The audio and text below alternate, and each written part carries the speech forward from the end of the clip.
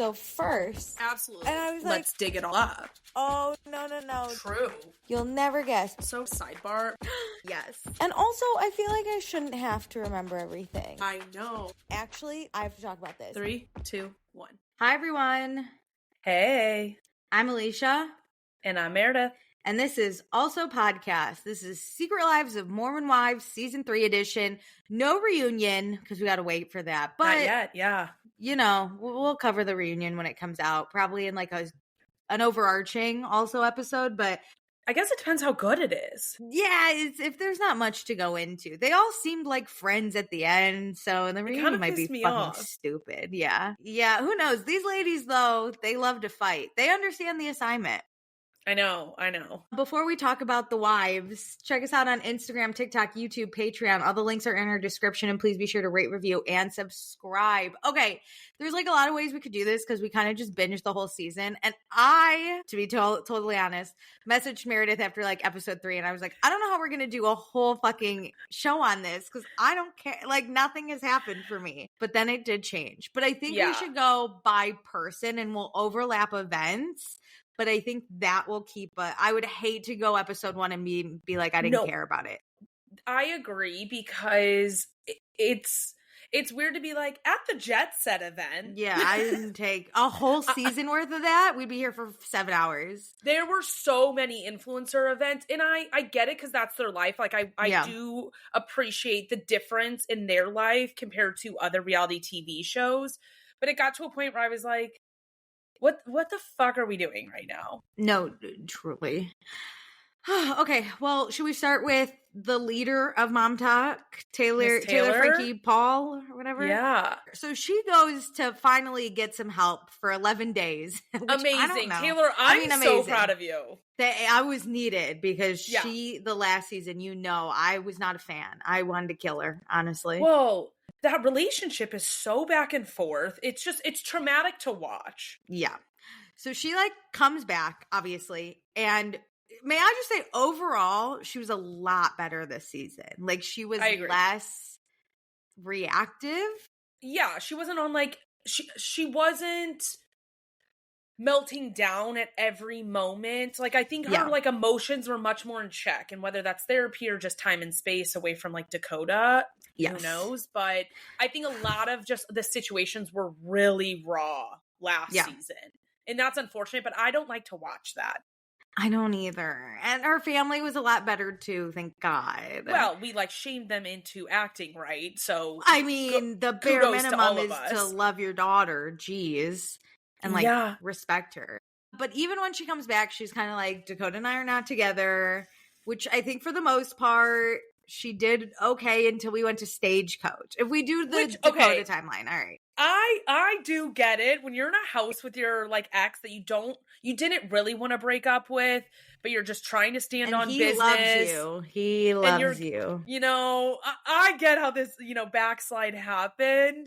But I'm really proud of her for actually standing on business at the beginning of the season because last season she was like, I'm not doing anything with him. And then we've come to find out they were hooking up the entire season behind the camera's back. This was great. I do have to say, when they were dancing on that party bus on the way to Stagecoach, though, my favorite was the camera pan to Mayci, and pregnant Mayci just looked like she was going to vomit.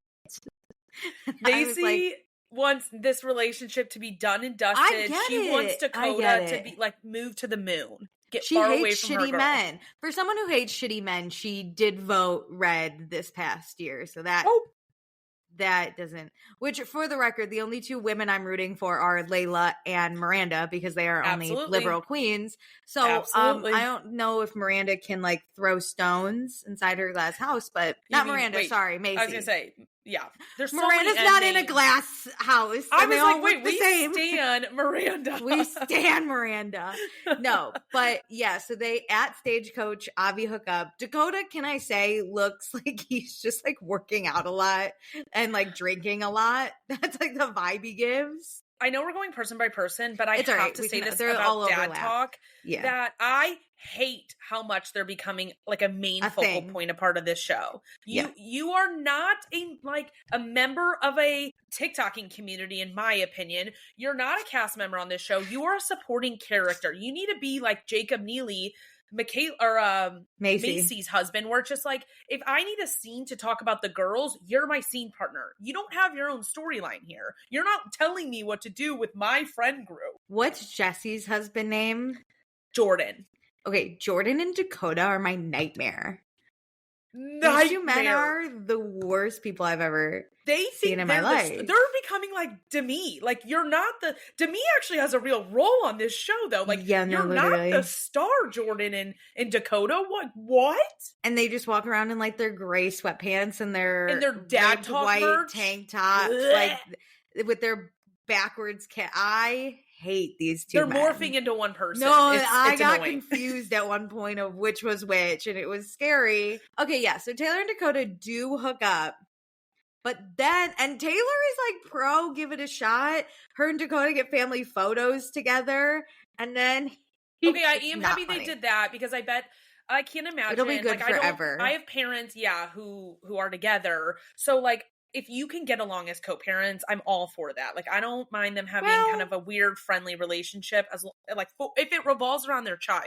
Sure, he might have ruined that though, because Dakota, he didn't hook up. It sounds like, but he flirted with a family friend who was her mom's friend from the gym. I think they're trying to give vague details, but like slightly. Like, call her out without using her name. Yeah, like they're trying to not get sued, but anybody in the community would know who this person is, it seems. Okay, yeah, the story was Taylor found out through Dakota right before she went on a trip to LA for the premiere of season 2.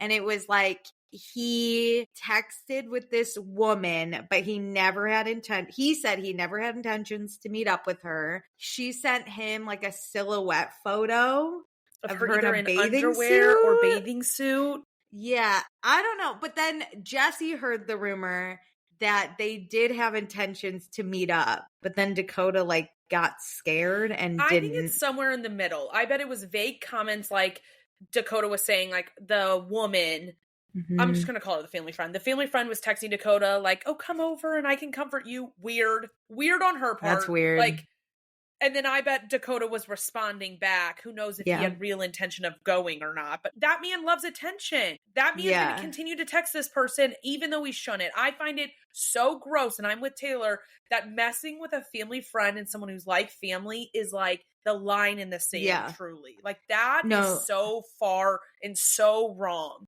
Because now you've dragged the whole family into it. Yeah. Like, now Taylor's mom was clearly very upset. Her brother was pretty pissed. Like, the whole family knows this person. And then they called the family friend. And she was like, I don't know what you're talking about. Oh, she's lying like no other. The best is when, because Taylor says, like, oh, you sent this. She goes, I don't really know what you're talking about. And then they're like, you were in your underwear. She goes, no, I was in a bathing suit. Oh, so you know what we're talking about. I love when someone goes, I don't really remember. Because if it's a no, it's a no. I would remember. Same. Right? I may not know our exact text and our exact conversation, but I know who I text, the like sentiment, any photos I sent. Yeah. Like, I would know the vibe at least. So if you're calling me out on sending photos to your baby daddy, I would know. It would have even been better if she was like, yeah, I was texting Dakota. I don't know if I sent him a photo. Like, maybe she just didn't remember. But she was straight up like, I don't remember if I was even talking to him. And I was like, you would Because she know. would only clarify things when Taylor would give information to, like, make it better. Well, like, no, it wasn't underwear. It was a swimsuit. Oh, yeah, I'm sorry. That's not that much better. Safe to say this family friend is out of it. She's out of the family. I would not be okay. Like, this would be really hard for me to heal from, because not only is, I'm going to kind of call it the love of her life at this moment, like the love of her life, someone she's been pining over, like that is just completely burned to the ground now. Like, this is like something you cannot come back from. But now I can't trust the people around me too to hook up with my baby daddy, someone I was so up and down with. Like, who can I trust? Yeah, it's terrible. Okay, because all the women overlap, and we just did Taylor and her relationship, I think we should try and do Taylor and the women, but I think we're going to go into a lot of all the other women's storylines too, so I think that's fine. First up, how did you feel about them, like, officially making Taylor the leader of MomTok? So fucking weird, dude. She's the cult leader. Like, it's just so fucking weird. Plus, can you guys not... Can you not, like, make decisions for yourself? Why do we have to check in with our leader? And then, like, the things they asked her to do, then she wouldn't even do. They asked her to then like talk to Whitney, and like she wouldn't go talk to Whitney and be honest about their feelings. She finally did when they were at Stagecoach, but I mean, the leader shit was super fucking weird. Because, like, what are we leading? It kind of felt like they just wanted to dig at Whitney and Demi, who like technically wanted to be the leaders of MomTok and said they were the most important in past seasons. And so they're like, oh, now that you're gone and not filming the show, we are going to name someone, and it's Taylor. Like, we're making it official that she's the top dog here. It was also sad, though, that they were like, we're not the leaders. It could be, like, it was a weird thing. I don't know what we're leading, because, like, what? If there's a vote and there's a tie, Taylor makes the final decision. Like, what? What are we leading? We're all grown adults making TikToks. And also, anytime they were like, okay, how are we going to handle if, like, Whitney wants to come back in or we have to see Demi, they, as a group, discussed it. It wasn't like Taylor was like, this is what we're going to do. There was only one time, confused. And it was with Whitney, where she, like, went and talked to them. Yeah, which I think was great. But you could have just sent her. You didn't need to, like, name her as the head. It could be like, hey, you have the best relationship with Whitney right now. How about you go talk to her? I just think Taylor wasn't pregnant, and she was just back from her mental health escape. So I think she was probably the least reactive person that could go meet with someone. You know what I mean? Like, it just didn't. She didn't have active beef with anybody. Miaranda was like half in, half out all season, and oh my Layla god, gets, they like, really dragged stomped her on. So, like, I was kind of like, I guess Taylor is just the one. It was so weird. It was so weird. It also feels like they're a little bit being, like, too meta with the audience, where they know we love Taylor, so they're like, oh, like, Taylor is the beloved one, so, like, you're our leader because everybody else loves you, so if, like, we align with you, like, they'll love us too. Dude, that's part of the beef I have with MomTok. They're, like, too aware of what's happening in the audience that they, like, then bring it to the show, but it's not funny anymore if, like, you're in on the joke.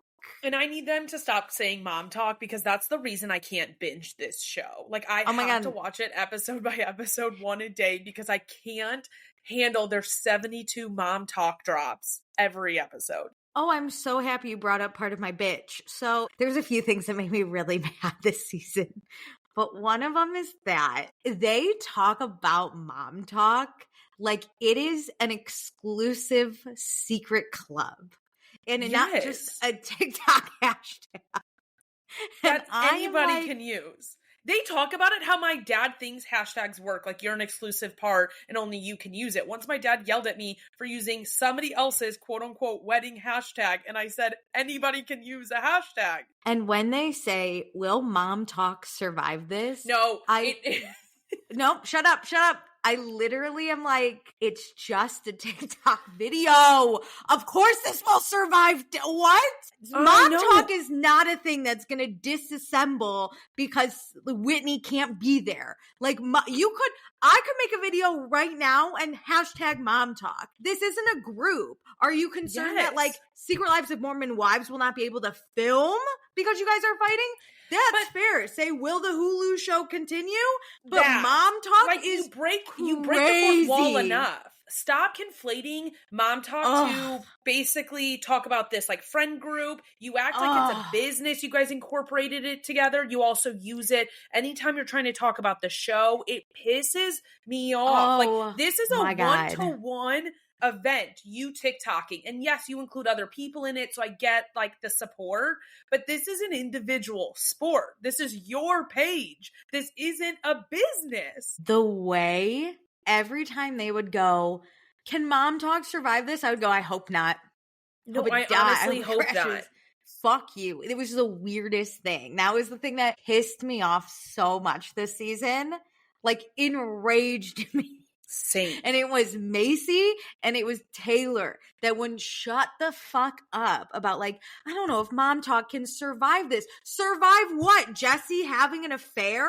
How does that affect your weird business? That. And hello? Like, I feel like it's how on The Bachelor they always make them call it, like, their journey. And I feel like they bait them in their interviews to make them say these words.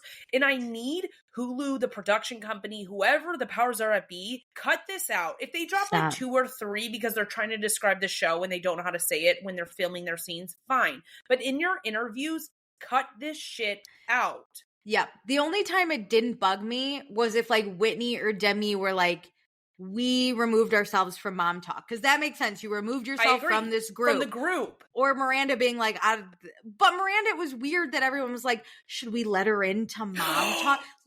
She's at these events with you. Just hang out with her and be like, do you want to make more videos together? It's the weirdest thing. It's the a friend weirdest group. That's thing. all. Like, when you talk about it, you can name the friend group MomTok. Like, it's as if it's your group text name. Sure. That's as far as you're gonna go. So, like, why are we voting people in? I agree with you. They act like it's a secret society that nobody knows about. Meanwhile, they're filming a show, putting 800 TikToks out a year. We all know about it. Anybody can be a part of it. Every city has one now. Can you believe they would vote people in? Like, that I'm so embarrassed. That was embarrassing. That was embarrassing. And they want to be like, we're not mean girl. Please. Wait, can we please talk about Miaranda next? Because yes, of course. I love Miaranda, my liberal queen. Them with the voting in and out and Miaranda having no clue what was going on half this season was my favorite plot. Dude, Miranda's my fucking queen. She basically showed up and was like, I don't really give a shit if they want me in the group or not. Or like, if they want to tell me anything. She was just standing there as they're like talking in code. Good. They're like, Miaranda, we can't have her know. And she just stands there and she's like, I don't know what they're talking about. And they're like, Miranda's the leak. And Miranda's like, I literally am not even in the group. I'm just here to win a bag. That was the best at whose dinner was that? Was that Layla's birthday dinner? They were like, Marina, we're just not sure if you leak anything. And she's like, I don't know what you're talking about. She literally sat there and went, I don't even know what you're talking about. It was awesome. And then they're like, okay, Miaranda, you're in the group. And she's like, I don't even know if I want to be in this group, which is so fair. Yeah. It's the fairest thing she could have ever said. What? You can still be on the show, be friends with all these people, go to every event they go to, and you're not a part of MomTok. Yeah, just be Layla's plus one. Because it always seemed like Layla and Miaranda were the two hanging out, and then everyone else was love them together. Talking shit, whereas Miaranda and Layla were like, we can't wait to just do nothing. Like, they were just chill. Yeah, Miaranda didn't even have really a storyline, which I also appreciated. Her storyline was she doesn't really have beef with anyone, so she's just going to kind of chill, and these women are going to vote on her, and she couldn't give a shit. And then Demi said that her baby daddy shoved her at the E! News report or whatever, and Miaranda was like, clarify, was it a shove? What is it, not a shove? And we're going back and forth. That. Because this was a great argument. It's hard for me to want to defend a man, but I do think the words you use matter. Yeah. Demi's storyline was a lot of like her revving things up with words when that wasn't what was happening. I'm like, clock her, Miaranda. Absolutely. Especially because that is your kid's father. She said, I'm going to stand 10 toes down for him when he deserves it. Like when people are talking about him negatively and he doesn't deserve it. I'm all in for that. No, agree. And I think Miaranda handled it really well because she's like, you said shove, and I think he just touched you, which is different. And Demi was like, well, either way, it was wrong. And Miranda's like, no, but like, let's clarify. What is it? And I think Miaranda really held her cool. I think she was like, whatever. I like that she didn't have total beef with Whitney. Like, I enjoyed Miaranda. She is my favorite. I enjoy her in the group the most. Her and Layla were my favorite. It's not like she could support a lot of the show. No. You do need the people bringing the drama. No. But I agree. Like, she won that fight with Demi because she was really firm in her position. She was like, I'm not saying he didn't touch you inappropriately. I'm saying use the right word. Tell me, like, was it a shove or not? And Demi kept waffling back and forth. And it kind of like tore down her own argument because she couldn't stand on what it was. Because it wasn't a shove. We have it on video. It wasn't a shove. Miaranda was great. I think that was all she really did this season. But 10 out of 10 for Miaranda. Can we quick go to Layla? We'll just get our liberal queens right off the bat. Yes, I'm proud of Layla. She's here to stand up for herself, and I really like that for her. I am too. And to be honest, I kind of love that she failed at it at times because then she was like, I don't know how to do this. Like, she's learning and she's growing and she's the youngest. I really liked her. I can't believe she has 2 kids too and she's only like 24. No, Alicia, I've been thinking about that all week because what do you mean these people are all like 2-3 kids deep, getting divorces, and then they're like going to a 25th birthday party? Yeah. Taylor has more baby daddies than I have dates a year. Like, that's insane. She only has 2, which is, but I've only gone on 1 date this year because I'm not prioritizing. With her going on The Bachelor, she might have a third here soon. She already has a boyfriend. She was making out with him at a football game. No. She's filming The Bachelorette. Oh, I don't know. But like we're fast tracking to the third baby daddy. Sorry, could happen. But anyway, my girl Layla, she is just trying to stand up for herself. She really wants to like be stronger in her opinions, and she wants to do what she feels is right, not just what the MomTok girls try and have her do. So she wants to hang out with Miaranda, even though everyone thinks it's the leak. She's going to hang out with Miaranda. And if she's going to... and she didn't even tell Miaranda the Jessie news. Like, she even proved that she can be friends with Miaranda and not spill details that Miaranda shouldn't know. Yes, because Layla was our girl that went detectiving. She found out. Yeah. She found out from Marciano. Yeah. I almost said Marcelo, but that was what one of the dads called him, Marciano. And he said that he hooked up with Jessie. So then Layla let Jessie know. What a tough position. And I think Layla did it really well, right? She went out to Jessie's car and she's like, this is what I know. Yeah. Like, you handle it. Layla did not speak a word to anyone about it. I think because people overlook her, but she truly is like, she didn't even let anything drop to be like, oh, like Jessie will tell you in her own time. It was nothing. She even said when they were in the car together, she was like, they won't even notice I'm gone, which was so sad, actually. I was like, but they won't ask, oh, where's Jessie? Like, why were you outside for a while? Like, she's flying so under the radar with this massive news. And then she's confronted by Demi at that one party. And Demi is such a bitch. Demi is such a bitch to her. Starts like following her outside when Layla's calling Jessie. And then Demi is like, I'm going to go do a live. I was really proud of Layla again for being like, Demi, no, you're fucking not. And I was like, get her, girl. She's like calling in production. She's like, somebody go talk to her. Like, I need to talk to Jessie. You guys handle that with the NDAs. Yeah, that was dope. She was like, someone call in production because... That's so embarrassing, which we'll get to in Demi's greater story, but...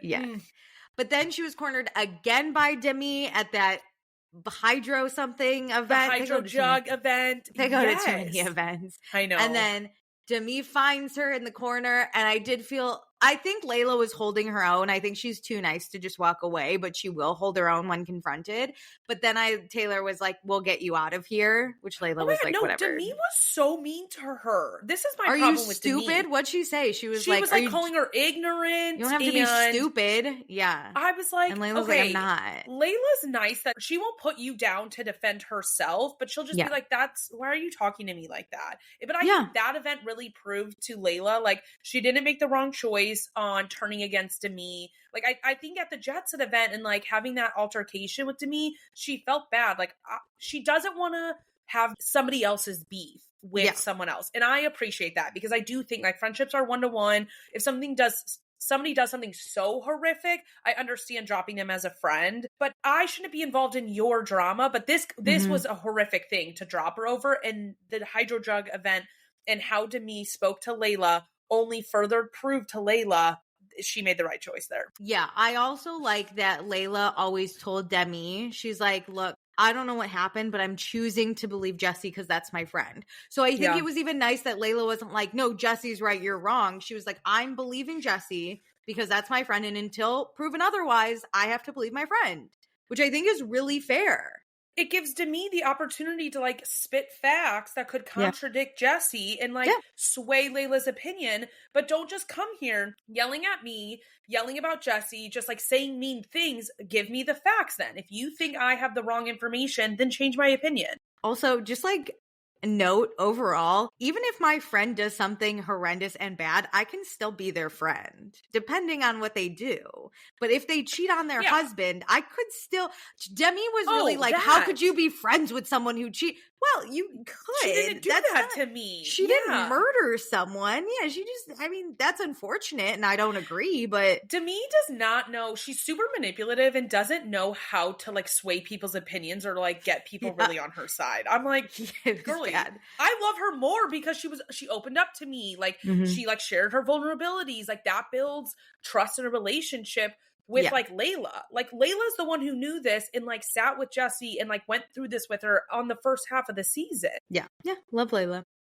We need to talk about her birthday, where she did invite Chase because her friend Katie is dating Chase. Which it sounds like everybody knows Katie. Now, like at the beginning of the season, it seemed like just Layla was friends with her. And now it's like everybody knows Katie. Well, and Layla said, like, look, like she's also friends with Miaranda, Chase's baby mom. Daddy. Well, yeah, Miaranda. Miaranda and Chase had children together. So Miaranda has to be on good, like, page with Chase. And I think she's also friends with Katie too. Yeah. So I think it's just kind of like, I understand the other MomTok girls don't like Chase, but to throw the big fit that Jessie, Mikayla, and Mayci, strictly Mikayla and Mayci, those two were fucking nuts. They were losing it over it. They were yelling at Layla, and I like Layla looking at her and going like, this is my party, so you could leave if you want. I loved that. Loved that. Because they had a dinner prior. Yes. And I understand at a small dinner, I don't want Chase there. And even though it's your birthday, I would have wanted to know if I was going to be like dining with my enemy. But this is a like larger party. Dad talks here. God, I fucking hate that that's their name. But the guys are here. There's other people we didn't know. Yes. Why can't you sit across the way from him? If he confronts you and says something rude to you, yeah, lose your goddamn mind. Now you're rightfully deserved. But he did nothing. He didn't even try to approach them at the point that they started losing their mind over him. Just his presence. Well, also first they were mad he was there. They were mad Layla would even think to invite him. And then they were mad that Layla didn't tell them, and it was like you could have if you were that concerned.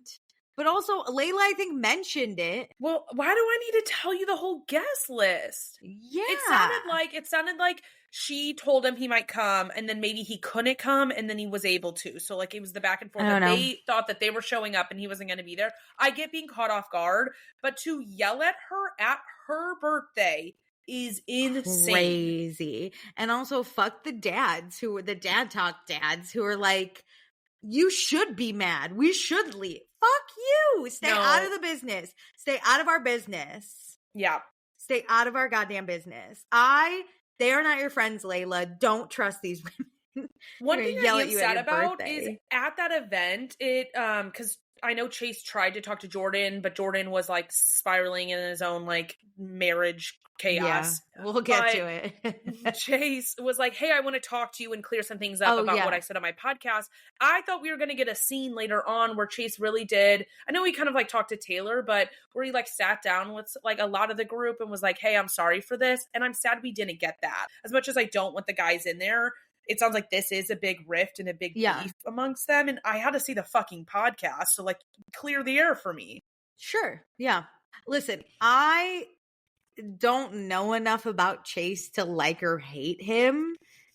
I think we only saw the Halloween party, and that wasn't even like my number one concern. Chase was kind of like an afterthought. Yeah. I know more because I'm more online with these people that I hate them all. He has the podcast and he like talks a lot of shit. Well, at least he used to talk a lot of shit about them. And then when the affair stuff was coming out, when the affair thing was coming out, like everybody stood 10 toes down against Taylor about like what was being said and really deflected a lot of the responsibility. And then even when more information came out, he was in the comments section a lot. Like Taylor really deserved an apology because he was saying like really bad things about her in comment sections and like still calling her a liar even after the first season came out. It was kind of proved like she wasn't lying. Well, just really quick, I do think Chase and Taylor's conversation at the end was very nice. It was weird that they started flirting. Okay, that seemed like more like friendly flirting, just like bantering, and then they're like clipping it together. That like I put that on production, not those two, because I don't think that they think that they're dating. That was incredibly weird. Why are we editing it this way when she's chosen as the Bachelorette, and in present day when that airs, she's already dating other people? Like, what was the point of that? No, that was so strange. Hulu's timelining of things and why they're doing things the way they're doing is so odd to me.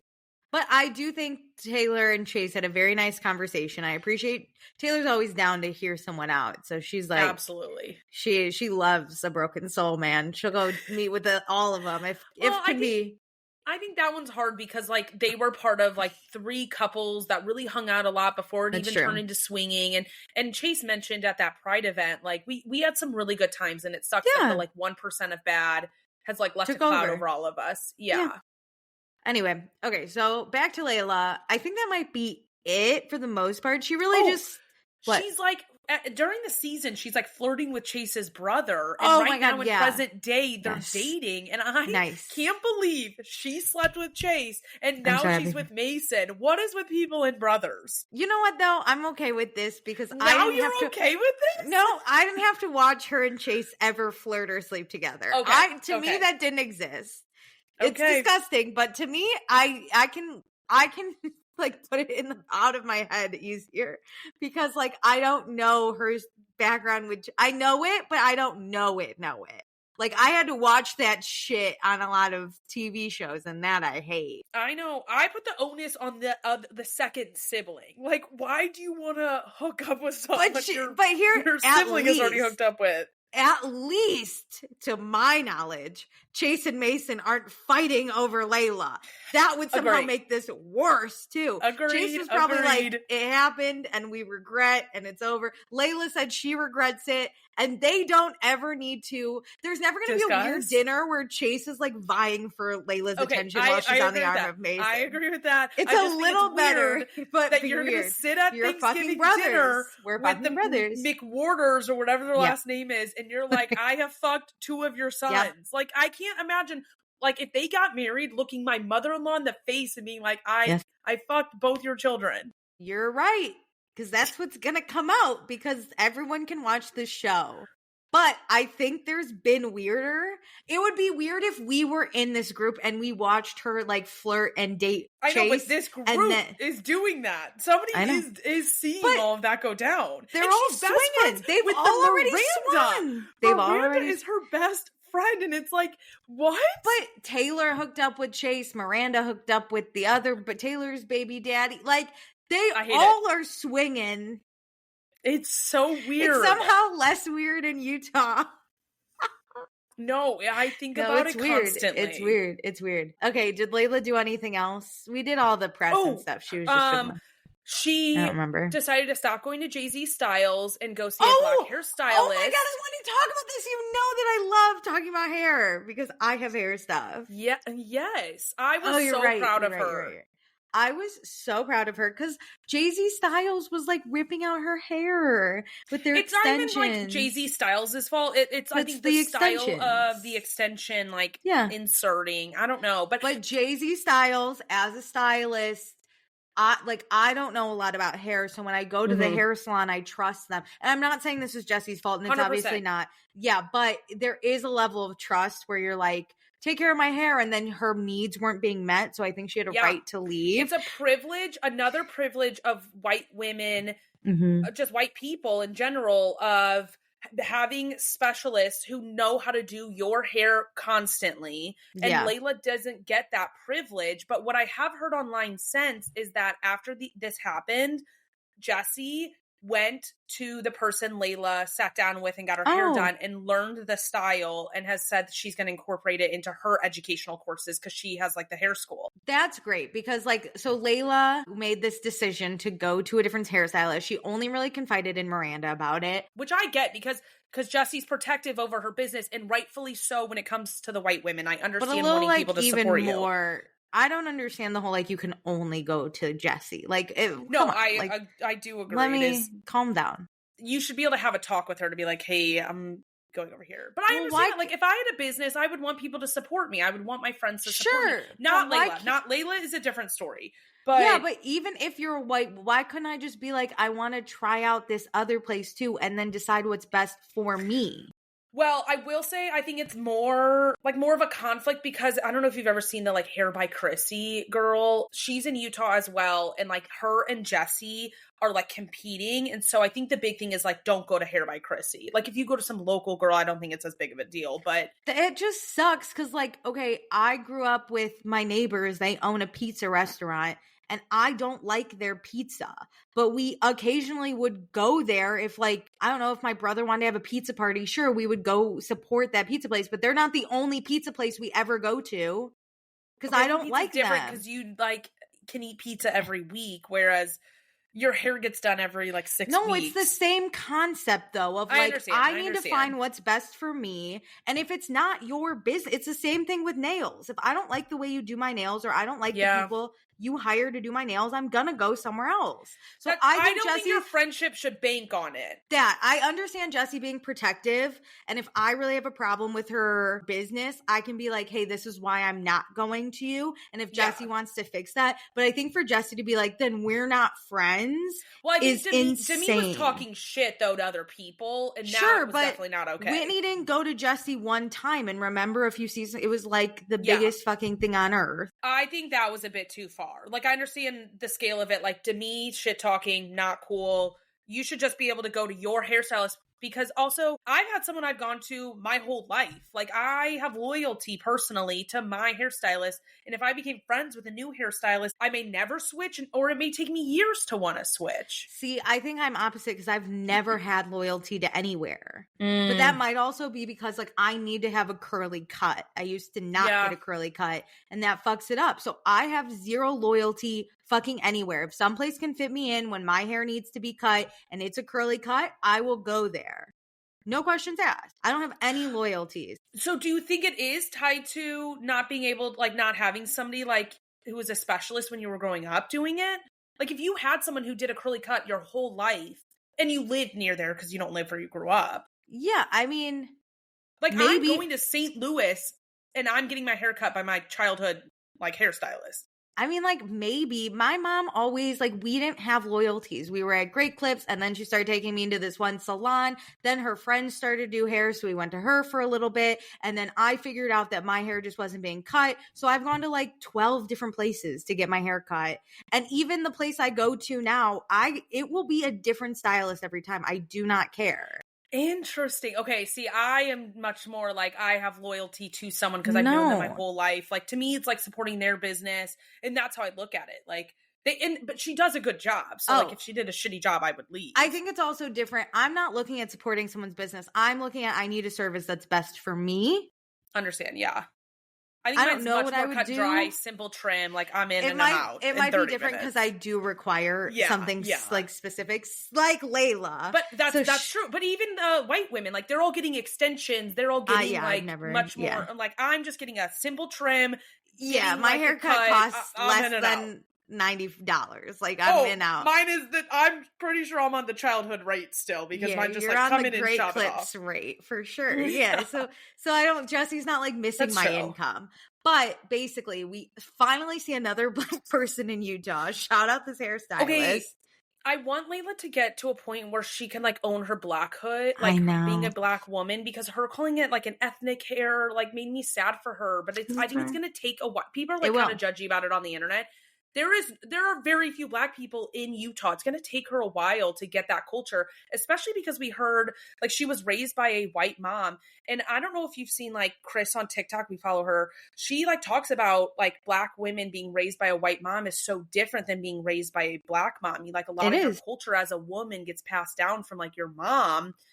And so like Layla doesn't have that. We got to give her time to like discover that. And I hope we get to see that journey, and I hope it comes soon for her because I don't want her to have to be this like whitewashed Black woman. I loved watching her sit with this Black stylist and them talk about like this other Black stylist was like, do you ever feel really lonely? And I was like, oh my God, because like there's not a lot of people you can relate to. And even the stylist probably doesn't have like, she probably has all the Black people in Utah like coming to see her because there's like nothing else. Yes, but also it sounds like the community's probably not with her. Like if you're the only Black person in Utah and you got to drive to the only Black stylist, you know, like that could be hours. So like, you're not going to just hang out on a Friday night with this person. So she might not even have her community.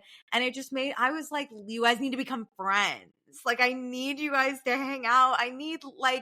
I just need more people of color. But I thought it was really sweet to watch them talk and Layla talk about how people call her whitewashed and like she's always really grown up in this area. So she's very familiar with like the white people, and the hairstylist being like, I'm not very familiar with it, which I thought was also like that fun for them to talk about. Yeah. And then she was really nervous to tell Jessie about her hair. And Jessie, of course, immediately is like, I was ready to write Jessie off if she reacted to this nervous. wrong. I was in it. And then Jessie was like, oh, your hair's longer. And Layla's like, okay, we're doing it. And you could tell she was so scared. But she told Jessie, and Jessie, I think, what Jessie was mostly upset about was that Layla didn't talk to her about it.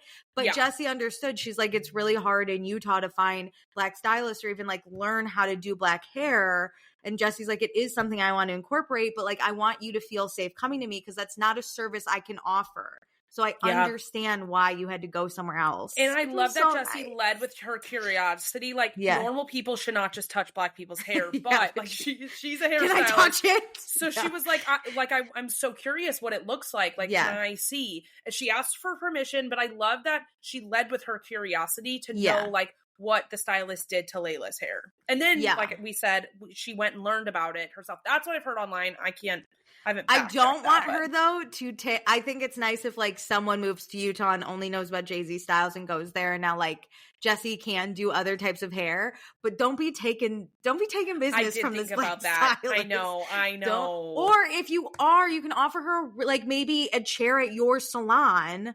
Wouldn't that be amazing? She could still have her own business, but just instead of paying for a separate area, do it at your salon. Because I also don't like the idea of Jessie being like, well, come work for me. How about like rent out a chair at my salon and we can then incorporate. And I think Jessie probably has better marketing at this point in Utah. So then like word can get around. And if you do see another quote ethnic person, you could be like, hey.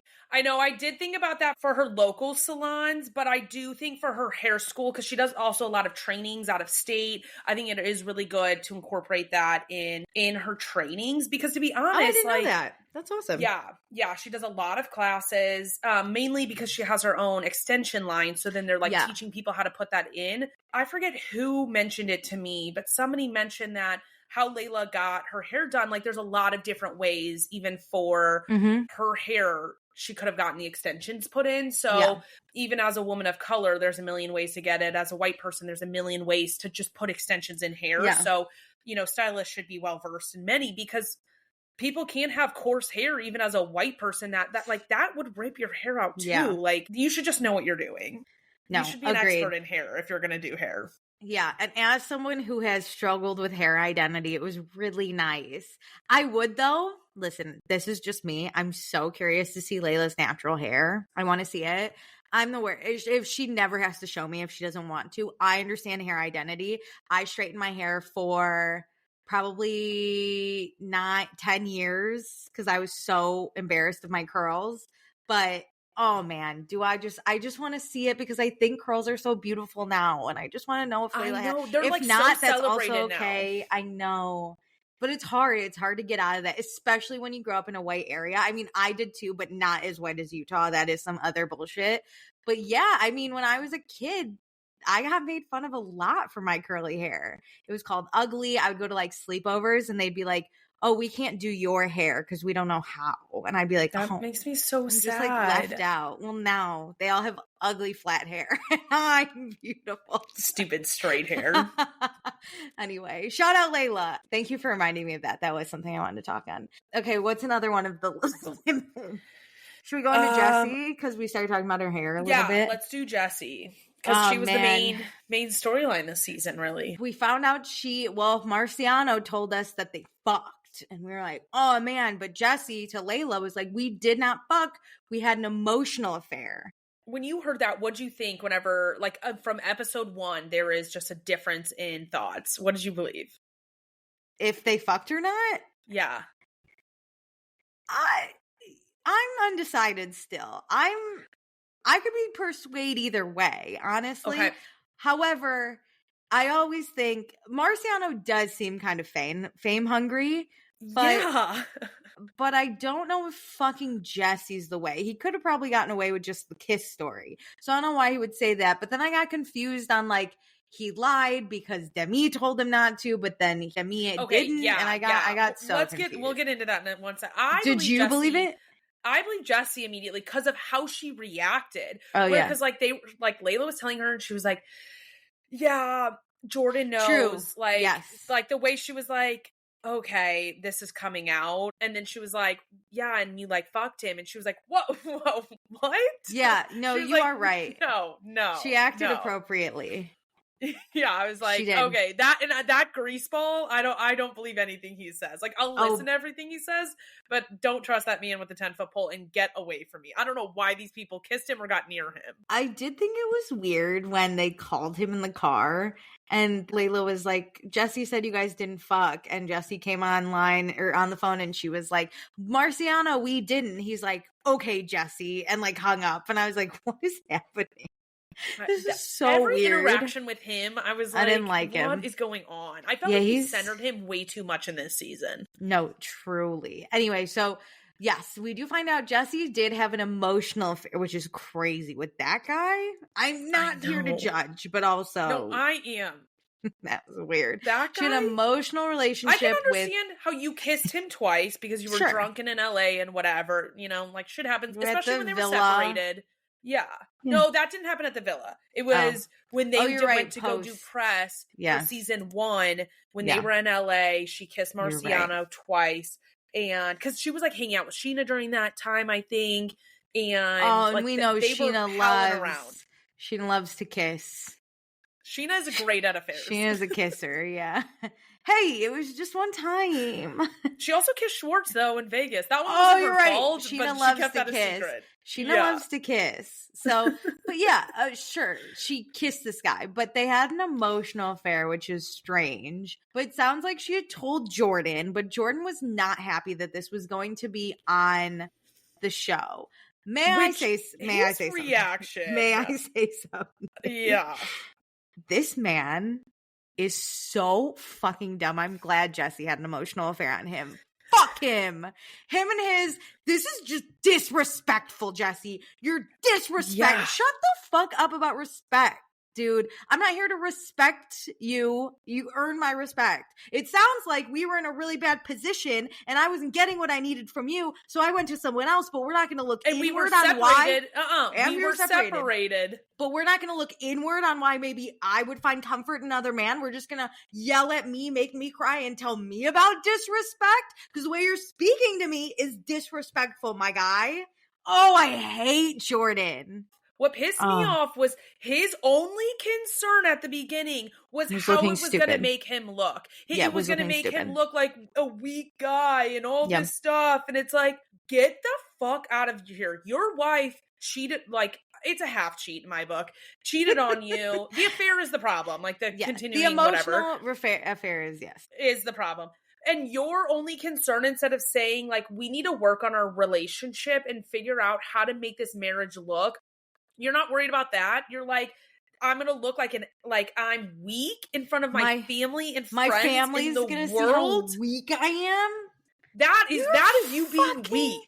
Loser, dude. Loser. No, literal loser. I hate this man. The way he spoke to Jessie was so, and I get it. You're mad that this happened and now it's coming out on camera. Sure, that sucks. People are going to have opinions about your relationship. Absolutely. That's terrible. But and I understand you're not going to react perfectly. Yes, but it was a constant. That's the thing, is like, I expect him to kind of yell at her and like be a little mean to her and like lash out. I expect that, and to be embarrassed and to be like, you did this to us. Like 100% expected that reaction. But for him to be so condescending, yell at her, and be so rude about who she is as a person, degrading was crazy. That was crazy, dude.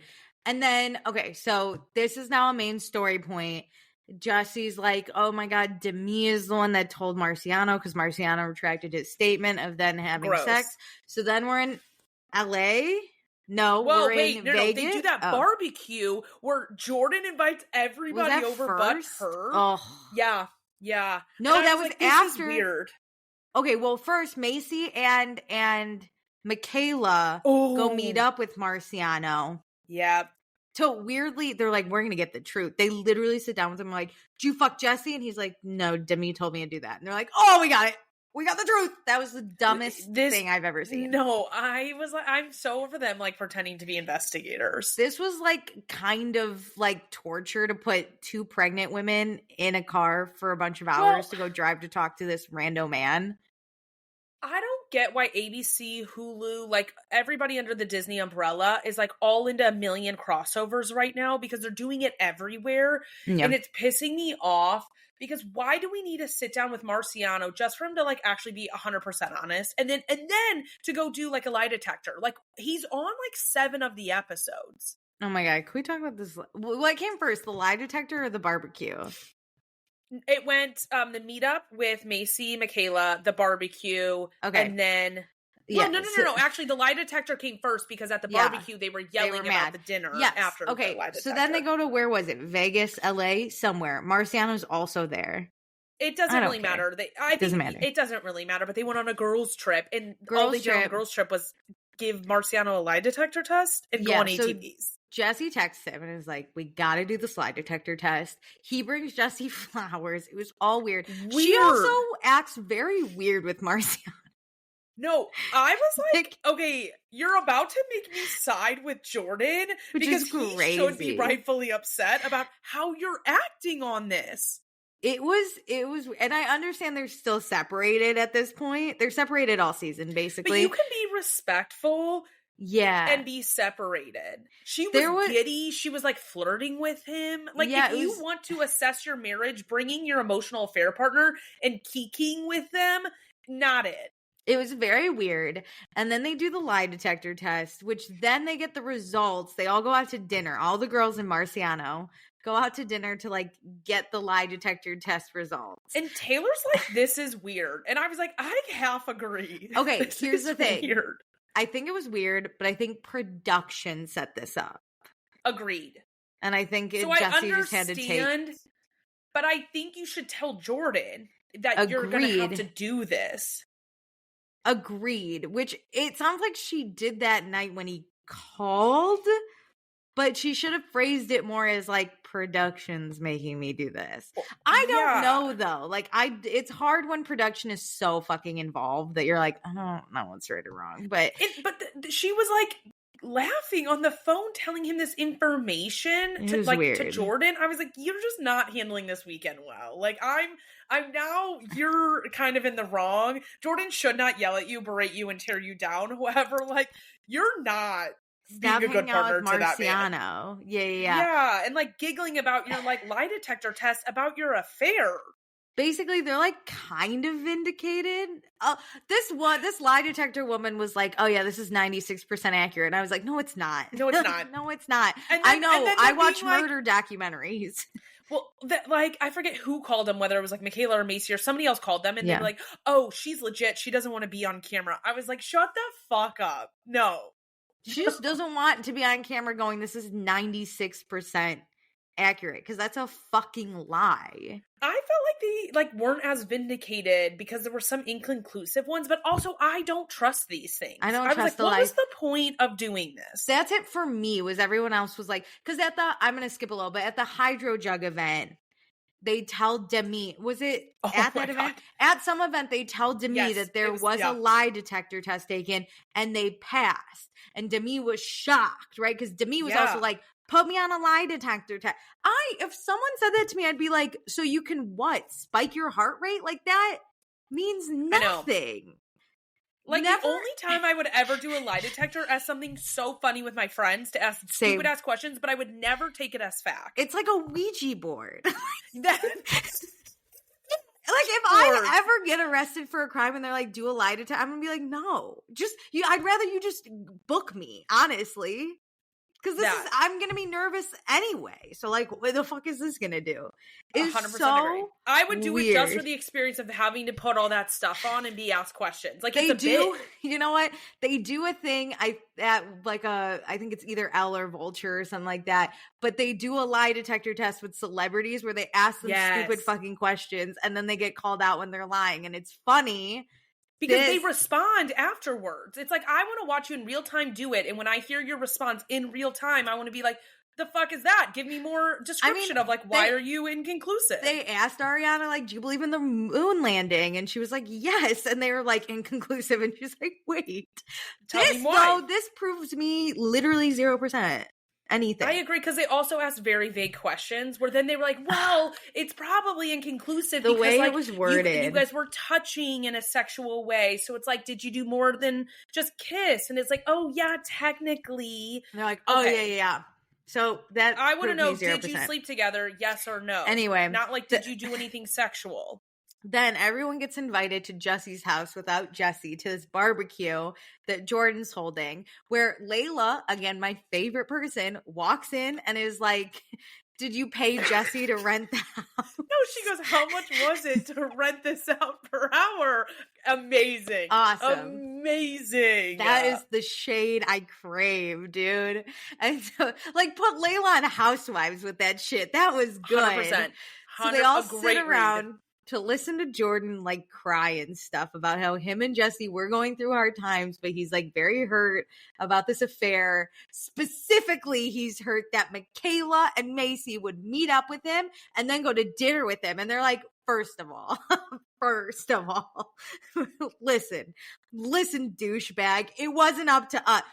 Well, we did go meet up with him, but then we were vindicated. We're filming a fucking show. Like, also, we're both pregnant. We really want to go hang out with the affair partner. They weren't like throwing back shots with this guy and like having a good old time with the affair partner. They're both pregnant. 90% of the meetup, they were peeing.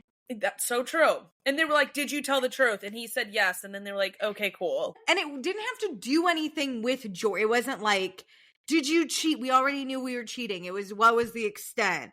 And he agreed with what Jordan said. Jordan knew everything. Like, we didn't do this really behind your back. You're not our friend. So, like, I don't really need your permission. I need Jessie's permission. And our husbands don't have a problem with it. So what's your fucking beef? Oh, my God. And then when they're like, you would have an issue if we did the same thing. Okay, I'm sorry. We already did this basically with Dakota's like affair partner in a sense. Like, we met up with Jenna. Nobody had a problem with that. Like, none of us would have a problem with this if like people were seeking the truth. And that's all. Like, people are going to have a problem if you're like rubbing shoulders with affair partners and trying to be friends with them. But nobody's doing that. Also, I think if it's like, oh, we need to find out if like the thing was Marciano confirmed what Jessie had told Jordan. So in the end, it like helped him. It'd be different if they went and they got information that Jordan didn't know and then spread it around. Like, it was so stupid. And then he's also like, we shouldn't talk about people's relationships. And Jen and Zach are like, well, hello. And I'm not one to defend Zach, but I was like, no, hello.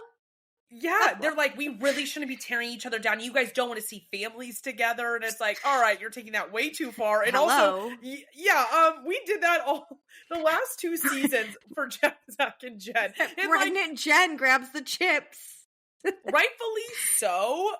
We should have torn down Zach and Jen because that man was a shitty husband. And guess what? He's building back. I actually think he is changing a little bit, or at least recognizing Jenny's on camera. He's at least acting differently. Correct. So we did a good job, but don't act like we didn't do this once before. And like, guess what? It's working, babe. Because like, Jordan, shape up.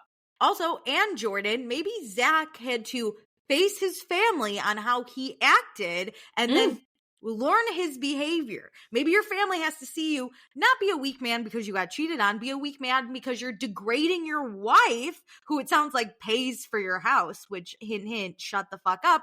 And maybe your family's gonna be like, hey man, here's your fucking problem. And then you can change for the better too. Just ideas. I don't know. I think it's amazing that you think the families will shame the men because the families are standing 10 toes down or like behind those horrible men. But wait, going back to the original conversation of Jessie and Jordan, it is crazy that Jessie was like, I have this insane business. I'm running the business. I make all the money. I'm doing everything at home. It's like, what the fuck are these men doing? The only one I know who is being a good stay-at-home dad, it seems like, is Jace. He's like, I'm a stay-at-home dad. Like, I'm just here.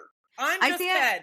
Jace, and then what's Macy's husband's name? Oh, they all start with J's or something. Jacob. They all start with J's. I think has a job though. Like, so, but I think he's a supportive partner. He was helping cook that one day. Yep. Like, I think he's not afraid to like take care of the partner. kids. He's a good partner. Yeah. Him and Jace seem like they're okay with like their wives making some money, and then they will like help out where needed, right? Zach, I think, is getting a little better because his wife is the only one bringing in income, so he has no Zach choice. Recognizes that Jen is the breadwinner and understands that he has to be the stay-at-home parent for their kids and will do it. Not that he wants to, or like he does not want this life, but he understands that like she's probably making bank and I want us to make bank. So like I will sit down and shut the fuck up. If anything, at least, because I don't believe this man's a good man at all, but I believe he wants to be perceived differently on camera. So he will do his best to behave when, and it sounds like cameras are always rolling. So this man has no choice but to always behave. Oh my God. I feel like they have filmed 10 out of 12 months. We have got 3 seasons in like a year. Jen is like, it's the only time he does the dishes. And now Zach is constantly in the background doing dishes because Jen's like, I have to be the breadwinner. And Zach doesn't want to get ridiculed again. Zach doesn't want to be ridiculed. I truly think he wants the life that they're probably, he wants the income. He's okay with it because of the income too. That's true. Okay, but yeah, they have this stupid barbecue where Dakota and Jordan are also dressed the same. And they're all basically, they're all basically Christ. Like, oh, he's a broken man. And Mayci and Mikayla are like, vomit. No. Actually, all the women besides Taylor are like, vomit. Fuck you, dude. I was like, Taylor, you are so fucking toxic. So you being like, yeah, I would react the same doesn't mean it's okay. That doesn't mean anything. Like, stop talking. That means 0%. Do not defend that man with your toxic behavior. Yeah. I don't know. And then Jessie obviously gets into it with Demi a bunch. Because, like, Demi is saying that Jessie really did fuck Marciano twice. At the hydro drug event, she's like, suck it. That was crazy. What you're losing your mind. You're not filming, but you are being filmed because they probably put up signs at the event that, like, you know, you'd be in the background of stuff. But why are you acting like this? No, that was like, crazy. This is obscene. So her and Demi are going at it all season, and I don't know. Nothing changes till the end when her and Jordan decide to, like, give their relationship another chance. I'm not joking. When I finished the show, Alicia, I was like, what? Damn because Jessie changed her name on social media. So going into the season, I thought they were separated. Oh, really? Yeah. Whoa, that's crazy. I truly don't know what to think right now. That's crazy. I don't know. Yeah, and based on her social media activity, it seems like they're still together. Like the way she's talking about them, they're still together. But I'm like, really? Divorce, babe. That man? Divorce, babe. Anyway, I don't know if anything else really happens with Jessie, and nothing to like really dive deep about, you know? No. Oh, she opens like her hair school, but like whatever. I think we do all the people and then we talk about that final like scene where they all come together. Yeah. Okay. Yeah. So then let's talk about Jen really quick. There wasn't too much on Jen. I feel like, thank God, that girl needs a break for a second. No, but 100%. She's pregnant. She's in therapy. Zach picks her up from therapy because he's on camera. She did get an apology from Jessie, which I think was rightfully deserved because that was so hypocritical of Jessie to be ragging on Jen so hard about lying while lying about her affair. Yes. Jen did get an apology. She does come back to MomTok. And Utah in general. I didn't know that they moved back to Arizona. Yeah, she wants to be on Dancing with the Stars. So wait, her story was cute. The wasn't able to talk to my mom as much. Like, I didn't realize that. Like, I guess her mom doesn't speak a lot of English, which I did know her mom was from another, like, grew up from another country, in another country. But that was sweet. Like, her saying, like, me and my mom really connect on dancing. And that makes her dedication dance make even more sense. It was, like, to her mom. Yes. As someone who watched, I knew that one already. But they all interviewed basically for Dancing with the Stars. But Jen, pregnant, was like, I could do it. I love that. Was quite amazing. Watching her do stuff postpartum was fucking insane. It was like shit you and I would never do. Yeah. Nope. She said that she ran the New York Marathon 2 months after her last kid. I'm like, you're a super mom. She's kind of a badass. I didn't know. I didn't realize. I'm impressed by her. Yeah. I will say the only other thing that struck me was she really is triggered by Demi and how Demi acted at that hydro jug event. Yeah.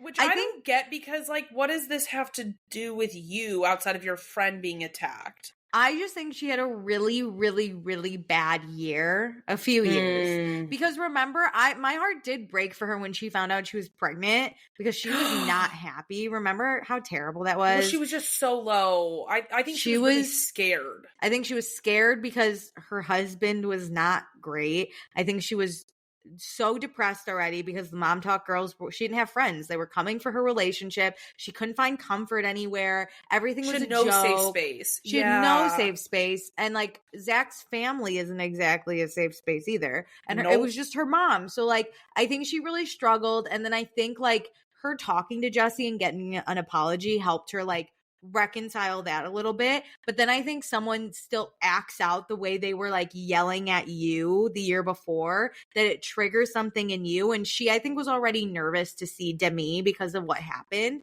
Like, because I think mean too. Yeah, and I think like, sure, Jen's coming with the group of girls, but like that doesn't help when you're still nervous to see someone that like you don't want to see, and then you see them act in a mean way towards someone else, and you're like, that could be me. Like, I don't even want to be near them. I think Jen is really strong in her like individual life, like the running the marathon, doing Dancing with the Stars postpartum. But when it comes to confrontation, she's like not. Layla, where she really struggles with, I don't think she struggles with like fighting for herself, but like really truly like having the words to fight back. Like I think she has more of an urge than Layla naturally, but she just isn't good at it, like the sparring of it. And Demi is savage. The sparring of it, and I think it's hard when you know your husband wasn't acting the way he should, right? And like your friends were more calling you out on it than being there for you and supporting you. That topic aside, like the Vanderpump Villa stuff, like Jen said she saw things and like stands 10 toes down on it, but I don't know. She doesn't know how to articulate that. Mm-hmm. So the audience, her friends, like other people, no one believes her. Yeah. Yeah. And like Demi just will like bark at her so much that Jen just cowers under like that confrontation. Very good point. But yeah, I think overall it was an okay season for Jen. She mostly wanted to stay out of it. She didn't want to like. She did. Yeah. And I think she did a good job. She was also pregnant. I think like. Yeah. She was the furthest along, too. Yeah, I think there is some rule about, like, not yelling at pregnant women. I don't know much, but, like, I think we should give them a break. I assume you're not supposed to. Okay, should we just go down the line with the pregnant women then? Yeah. Let's do Mayci first because she's quick. There was really nothing. Much. Nothing. Yeah. She seems to be, like, living the high life. I agree. I'm even thinking, I'm like, she doesn't really become friends with Whitney until the end. And they seem to be like, okay, we'll talk about their support group that they are like their meetup they did. But overall, I think Macy's just pregnant and she's just the friend.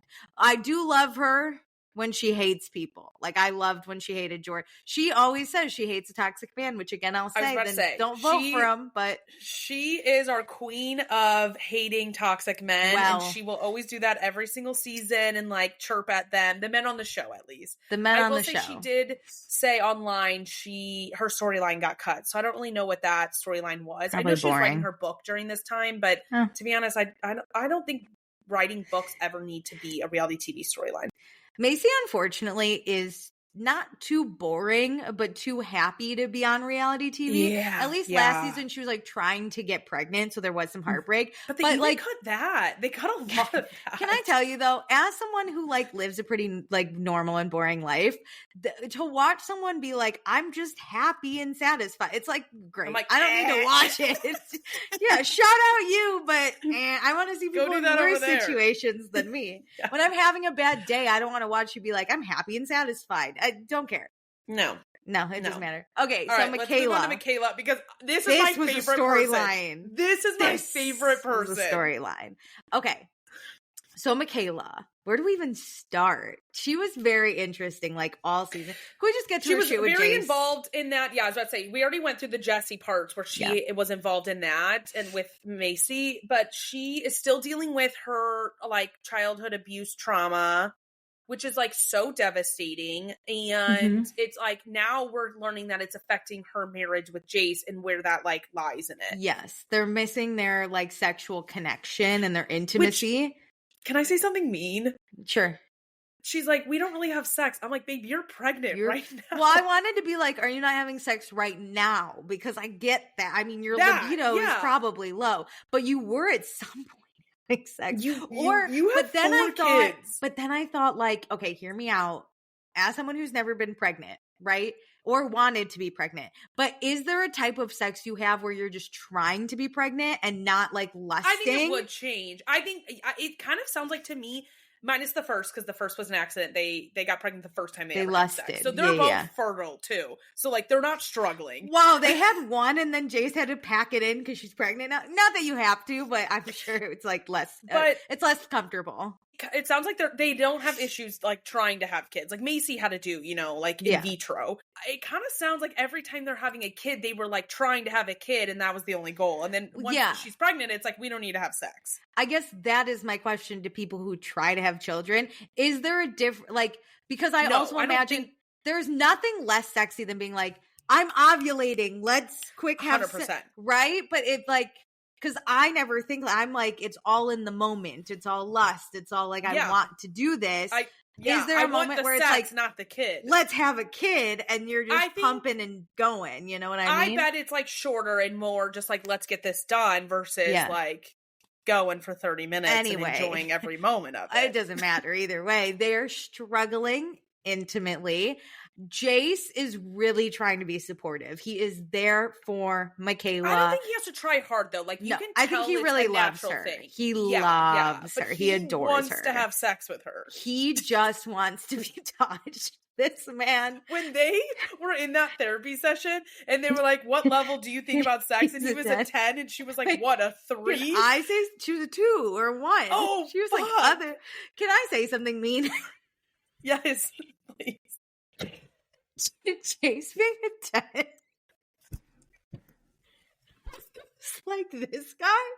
I just wouldn't guess it, because he shows nothing. He is a blank wall constantly. He is the living embodiment of white bread. Like I just don't know anything about Chase, and he seems really boring. He seems disassociated at all times, except for like there were very clear moments when they were like in a conversation where you got to see his personality come out a little bit more of like things he wants, whatever. Like I was like, okay, you're not just this deadpan, doesn't want to be here face at all times. Like he doesn't want to be filmed clearly, and I actually appreciate that. But even sometimes when they'd have like a cute moment in the most monotone way, he'd be like, "It's okay, honey." Like, yeah. Like, but then when he's sitting there, he's like, "Yeah, on the sex scale, I'm a 10." I was like, "Whoa." This guy is just trying to get off. He's like, I could do it 3 times a day. I was like. That guy is so busy in the bathroom. He has like no escape. That's why I was like, I really think they had sex to have kids, not sex to enjoy each other. And he's like, can you give me once a month? But you know how little they have sex probably, or even like do anything, because Mikayla was like 3 times a day. And I was like, oh, he is just jerking off without her knowing. She doesn't blow him. She doesn't give him a little handy. He is taking care of his own needs. That is a man that is suffering in silence because she had no idea.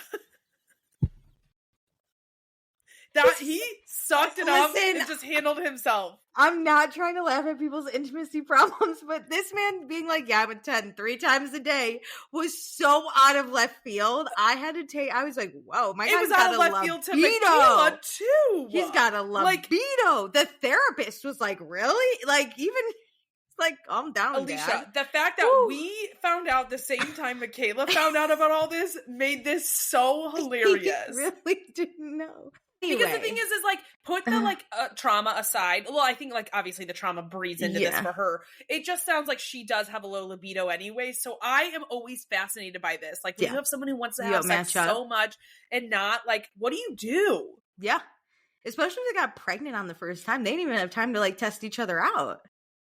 Jeez. Well, absolutely. And it sounds like, like later because they're talking about their marriage, also not just like the sex thing, like he's her safe place. But I'm like, you haven't told him a lot. So like, I understand that she had such a traumatic experience that like she does feel safe in a, I think, physical way, but like emotionally, she's just trapped within herself that she can't open up about all of this stuff, or she's like half opened up. She's like, I've only told him a little bit. And I'm like, yes. Oh, that just breaks my heart. Like, yeah. I want her, because he does seem like a good guy to be able to accept this stuff and hear it. But like, it's a her thing, like on being so scared to say it out loud. I like her working on it, though. I like that she finally agreed. He was really sweet in the sense that he was like begging to go to couples therapy. He's like, please. I loved that. We have Jordan being a dick on this side, and we have him being like, let's work through this. This isn't all on you. Like, when we say that we are having intimacy issues or marriage issues, like, he was like, I don't want it to be her responsibility to fix this. This is an us thing. I loved that.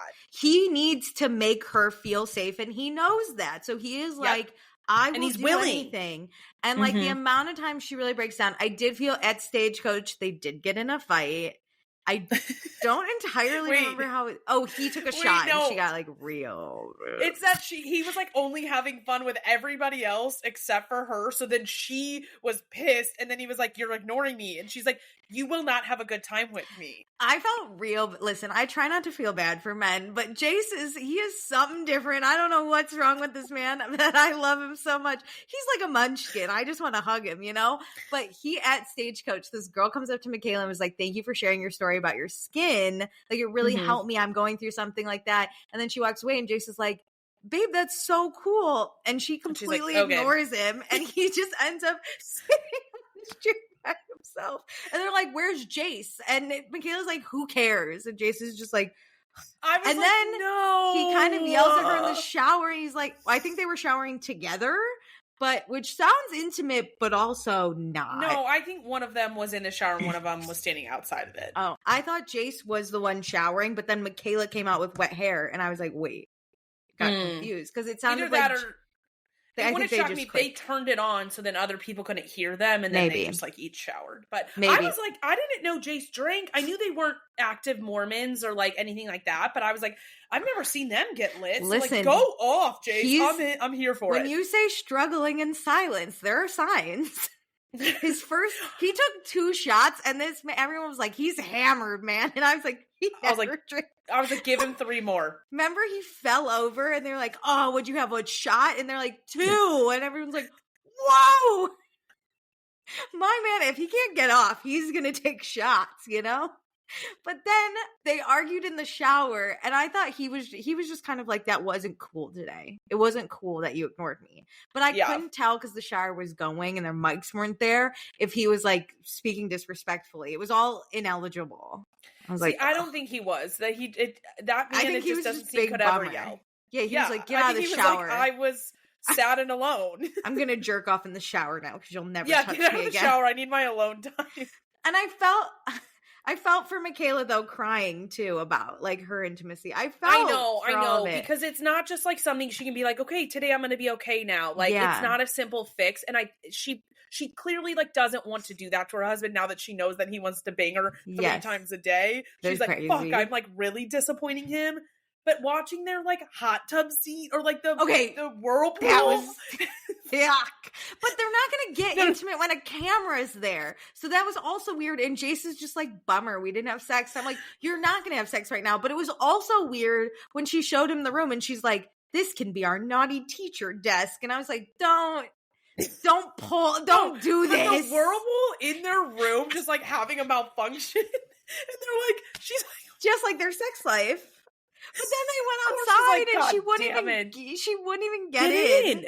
Because the thing is like she needs to learn to like even just like intimately like hug him, kiss him. Like it sit doesn't on his have lap. to be sex. That man wants physical contact with you, so that when he jerks off later in the bathroom, dude, he can think about that. She could rub on him 3 times and he would be done for. Like he wouldn't. So true. But I don't want to watch you guys in these sex moments. No, like you that's said. The thing. But I think she's missing how like sexually frustrated my man is. She could just triumph him. We're done. Why? Here's my other thing though. If truly you are so tired, a hand job is not that hard. It's just a little. Dude, you could lay there naked and he could get himself done. Just do it. Yeah. That's the thing. There's a scale here, and there's a lot more we can try without the cameras. I don't want to watch this. She's going through a lot. And it 100%. is amazing to watch her try to heal from this because what happened to her was terrible and should never happen. But Jace being a sexual fiend is the switch I funniest thing ever. That is the storyline we were all missing. Absolutely. And I did also like, though, Jace, when everyone was like, are you and Mikayla okay? And he was just like, no. But he didn't open up. He's very private about his life. That is one man I'm willing to have on this show because he doesn't want to be a part of it. So he's not thirsty for camera time, but he also won't hold back. Like you could tell he didn't want to talk about this on camera, but he will. He understands this is kind of their job. Storyline, and he's in it, and he wants to be supportive. I will say he just like in the background seems really nice. Like at the barbecue when Mikayla and Mayci were like yelling with Jordan, he like reached up. He didn't step in, but he like rubbed Mikayla's shoulder. Yes, to be like, I'm here, I love you. When they did Miranda's birthday, like he came in that blonde wig, and he was like geeking with Jessie about like long hair and the food. Like he as a person in this group, weird. Yeah, I like it. I love him. He's a sex fiend, man. You know what? Put that blonde wig on him. You guys go bang it out. Ooh, no, my man's a sex fiend. He wants to get up. A guy wants to bang his wife. Where did they even end on this? They're just gonna work harder and stuff. I think she was going to tell him everything about her trauma. Okay. I hope she did not do that on camera, but we didn't really wrap up with them too much. No. I want to start season 4 hearing that they banged and had a good time. I want them like rabbits, dude. I want them banging all. They're like, we got to get a babysitter just to bang more. That's what I want to hear. A staycation in Utah. Like grandma's at the house with the kids. Yeah. We're banging for 24 hours. Macy's straight. Like, you want to come over? And she's like, I can't. I got a sexathon coming up. Tell me that you sent your husband nudes. Like, please. Oh, yeah. Yeah. That would honestly probably help Jace out a little bit. That's the thing. There's like little things that could help. Go do a boudoir shoot like in season 4. That's great. The best part is, too, she's had 4 of his kids. He's probably like, that's the sexiest thing. He's like not deterred by her being pregnant. He loves her, dude. This man is so down bad for her. He couldn't even try to cheat on her. He's just gonna keep suffering in silence. Yeah. When men suffer and say they suffer in silence, that's the only one I've ever seen. Truly, because he didn't even say he's suffering. We just know because she's at a 1 libido and he's at a 10, and he's still being the most supportive partner in the world. And he's like, that's how we know. And he's a stay-at-home dad, so he's not out here on these streets cheating. He's got the kids. So right. He's exhausted after all day. And he's being still with at the a kids. 10. He's still at and he wants to bang her so bad. Oh, yeah. Jace is my favorite. Anyway. My hero of season 3. Is there any other? Do we have to get to Whitney and Jess or Demi or? Yeah. Are those the only ones left? Okay, let's do Whitney first because she'll be quicker. Mm-hmm. She comes in halfway through the season because she's like, I want to do Dancing with the Stars, which I appreciate the honesty. I like 100 with the camera. I appreciate it. You maybe shouldn't be so honest with the group. Hey, like you should be like, I want the business opportunity, but I also want the friendship. It is rude to be like, fuck you, I'm just here for business. The thing is, she did want the friendship. I just don't think she wanted to admit it. You know what I mean? That's true. She was hurt, and you know what? I actually appreciate the journey of Whitney this season. Okay, this is what pissed me off because she just got voted off Dancing with the Stars because of the show. Probably. I thought she looked better than when she fucking started, no? Because I posted about this. I just thought it was like ironic that have to be on Secret Lives to get Dancing with the Stars, and then the season is what tanked her. I don't think it's okay. I hated that because I don't watch, but I see obviously the commentary online mainly from you, and then just because it's all over TikTok. I knew that a lot of people just hated her for being good at dancing and ambitious from the moment the season started, and that was gross. And I feel like people hated that she was honest, that she really wanted to be on this show and she would do anything to get it. And why are we hating women for that? Hey, in 2025. I'm with her. Plus, I do think she really wanted the friendship, like a lot. I think she was just nervous to be rejected by it, which I also understand. I think the hardest part for Whitney, and it was hard for me to watch, was her like go back and forth with Demi because, like, hear me out. Whitney was kind of not done wrong by this group, but like her and this group had a falling out, right? Yeah. And the only friend she had from this group was Demi. So I understand she's the villain, but that's Whitney's friend, right? Agreed. And then to hear this like rumor of Marciano and Demi getting involved and lying and everyone hating Demi, I think Whitney was in a really hard position of being like, how do I navigate my friend maybe not being the best, but like not because leaving my friend in the dust. We always, as the audience, get like all sides. Picture. So like we get to see that. But Whitney's experienced this mainly from Demi's side at first. And then at the reunion, season 2 reunion, when they film, is the first time she is hearing anything contradictory and immediately starts to question it and converse with Connor about it. And fuck Nick Viall from that reunion being like, Whitney, do you have anything to answer for that? It's Demi's thing. Whitney doesn't have to answer for shit, dude. Well, that and like, okay, Whitney, yes, needs to take accountability for her issues. But like, I'm sorry, if we're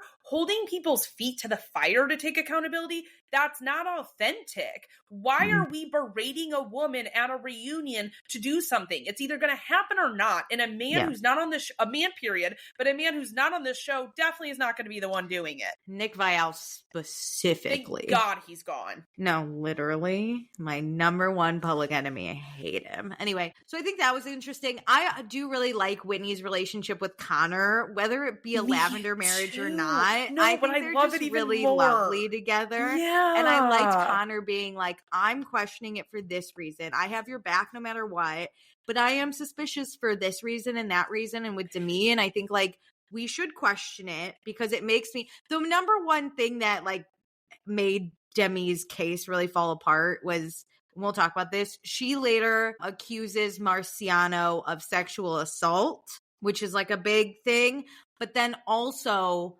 continues talking to him, or had talked to him before she publicly called him out, and had sent a picture of her daughter to him, which that really affected Connor. Like he was crying over that. That's the thing is again, we'll get into Demi's thing, but I think the way Connor navigated the questioning of it, the conversation with Whitney, was perfect too. Yeah. Like, he's not judge and jury on if this is true or not. He's just saying these things make me feel uncomfortable. Yeah. Whether it is true or not. Like, I don't like this either way. Because no matter what, if the sexual assault happened or not, it is so weird to send a picture of your daughter to this random man you don't really know. Yeah, that's super weird.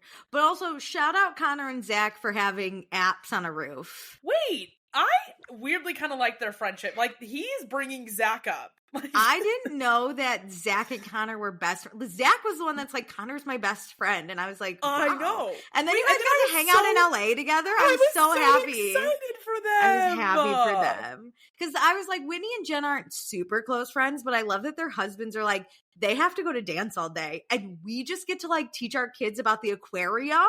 And I was like, so and I bet that Connor is a good influence on Zach about being a stay-at-home dad and a supportive Connor's partner. A great husband, dude. He's up there with like Macy's husband. Yeah, he's. No, honestly, I put Connor as the top husband. Top husband. I'm going to be honest. And then it's like Jacob and Jace. I agree, though. Connor is number one. I'll get in the kitchen, honey. You know what you're doing. And he will always get in a TikTok with Whitney. Yes. I loved them at Stagecoach. They were just doing it together. And I was like, just the two of them. They're cute. I do really like them. Fruity or not, I'm into it. I know. I feel bad for like how I felt on season 1, but I don't think I would be here now without the journey. Because I loved Connor before his like sexual assault stuff. Like he said that on reunion 2. It just made me feel worse about being so hard on him on season 1. But like that's the journey of life, unfortunately. I think it was the journey, and I think it makes me appreciate him more because I also think we got such a siloed version of Connor that we didn't see the good stuff, and now we're seeing him tell Zach like, because Zach's like, what do we teach our kids? And Connor's like, well, we're in LA, we could go to like the marine biologist and teach them about that, and we could go to the beach and like show them birds and like, you know, we could do shit. So wholesome. Zach doesn't know what to do with kids, but Connor's ready. Oh, and I love that he was like, So I'm telling you, the last reunion made me like love Connor. Him and Whitney's, I really do like know. them. Their I support, do really like because them. it was like them, the way they were even sitting, you can't like Yeah. physically support someone, but they still were able to like touch each other's shoulder and like care for each, like it's the little nuanced things of just seeing their care and love for each other, whatever the version of love it is. I agree. I really liked. But yeah, so Whitney is stuck in this really hard place of like not knowing if what her friend, she wants to support her friend, right? When Demi says I was sexually assaulted. And she sees the red flags, which I appreciate. Yeah. Like she's not just blindly being like, Demi, oh, like, yay, Demi. Which I think is helpful. I like that Whitney met up with Mayci and they're rebuilding a friendship. I like that Whitney has a friendship with Miaranda. Yep. I liked Whitney almost being like, because she's okay playing the villain, which I also appreciate because in her chair, she's like, I'll do the villain. But I like that in a way, like she's okay with being one. And I think she thinks she is, but she wasn't the villain to me in this season. But I like her, I'm going to call it style of villain, where it's not about really attacking people and going really below the belt and getting nitty gritty. It's just about being disliked and maybe not being besties with these people and willing to have conflict. But being yourself, yeah. Absolutely. I think that's where the core of her, like, being the villain is like, she's gonna stand on where she thinks, and like, she's not gonna just like follow the pact, and that's gonna get her ostracized sometimes or have conflict with others. But she, I think, can really show up to a conversation and like be so honest about her faults and where she like stepped wrong. Like I loved Whitney and Taylor's conversation in LA about like wanting the friendship out of the group. Oh, I loved them on Jimmy Kimmel. Like they're fun. Oh my God. Their pre-Jimmy Kimmel stuff. I was like, that you can call this mom talk because I love this. Like if you said that, I love it. I like that Taylor even was like, it makes me sad that like Whitney and I aren't as close because we do get along. And I think like truly, quote, mom talk wouldn't be what it is without Taylor and Whitney. I think those are the two faces. Everyone else Whitney's villainous moment is like wanting the attention and the title so bad. Yeah. And that kind of goes back to like, we just villainize women for like wanting success. And like saying it out loud is like such a wrong in our society, is for women to say what they want and what they're striving for out loud.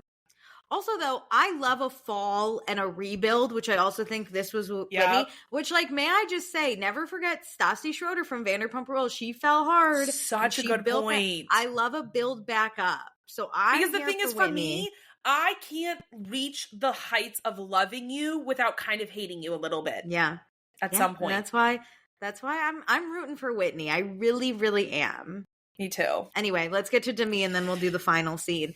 Okay, can I say one thing off the bat? Yeah. I personally am not going to say if I believe these sexual assault things are right, like it did or didn't happen, because like that's just a gray area that I will never know personally. So like I'm happy to discuss around it, and like you can say if you believe it, but I just can't. Like it just feels gross to me. I want to say I don't know if I believe it or not.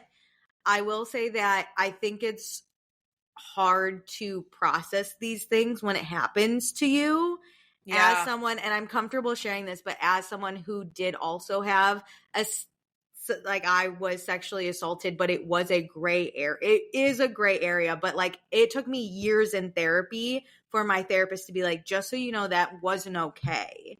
But like when it happened, I was like, I was flirting and like I set myself up in this position. So like I don't know, but I do understand there is a gray moment.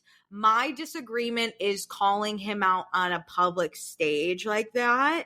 I don't think that was handled in a correct way. How she goes about it is definitely what I want to discuss, because I agree. Like I have had a moment where I was also, and it's like, the minor one, you know, where like somebody touches you inappropriately and like it sounds like it's fine. Where you just like brush it off, you want to move past it, you want to enjoy whatever moment you're in.